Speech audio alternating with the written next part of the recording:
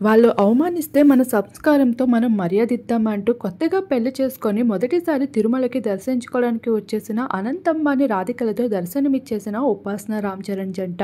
అందరికీ తెలిసిన విషయమే 24,000 కోట్లు ఖర్చు పెట్టి మరి అనంతమ్మాని పెళ్లి ఎంతో ఘనంగా జరిపించారు.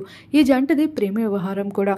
అయితే అనంతమ్మాని బ్రతికే అవకాశాలు అతి తక్కువ ఛాన్సెస్ ఉన్నప్పటికీ రాధిక మాత్రం ఉన్నంతకాలం నేను అనంతతోనే ఉంటాను అంటూ తన మొండి పట్టు పట్టడం వల్లే ఈరోజు ఈ జంట పెళ్లి జరిగింది. వీళ్ళ పెళ్లితో బట్టలు అమ్మేవాళ్ళు, పూలు అమ్మేవాళ్ళు, వంట చేసేవాళ్ళు ఇలా చాలా మందికి ఉపాధి కలిగించేలా చేశారు. అలా అనంతమ్మాని రాధిక పెళ్లి చేసుకున్న తర్వాత అన్ని గుళ్ళని, దేవాలయాలను కూడా దర్శించుకుంటున్నారు. అందులో తిరుమల దర్శనం చేసుకోవడానికి కూడా అడుగు పెట్టేశారు.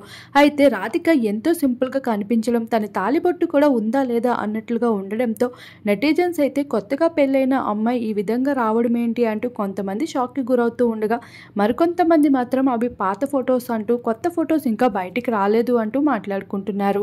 అయితే ఈ వీళ్ళతో కలిసి రామ్ చరణ్ ఉపాసనల జంట సైతం తిరుమలలో దర్శించుకోవడం జరిగింది.